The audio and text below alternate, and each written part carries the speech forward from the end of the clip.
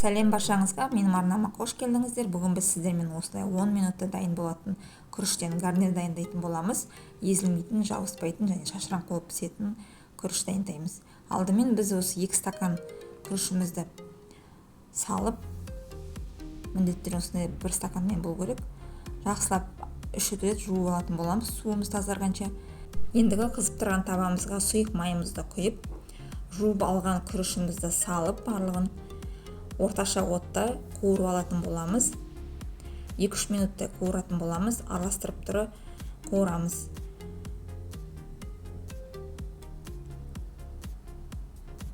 Және де тұзымызды салып, жақсылап араластыратын боламыз. Дәл осы рецепті жасап көріңіздер, тез әрі оңай жасалатын гарнир.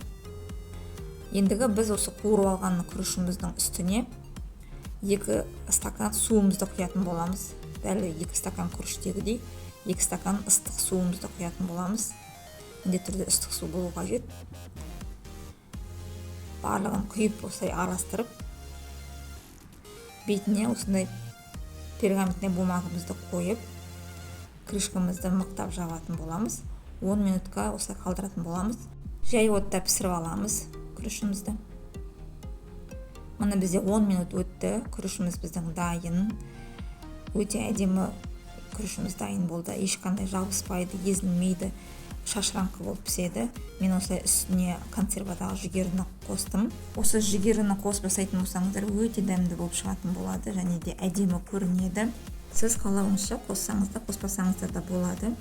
Мына біздің гарниріміз дайын болды, өте әдемі. Ендігі осылай тарелкамызға салып, әдемілеп ұсынсаңыздар болады. Түрлі подливалармен қоссаңыздар да болады. Еттен, тауықтан өзіңіздің қалауыңызша жасасаңыздар болады. Осы рецепттің толық нұсқасын осы описаниеда қалдыратын боламын, сол жерден көре аласыздар. Мына біз тарелкамызға әдемілеп салып алдық. Біздің гарнир дайын, тез әрі оңай.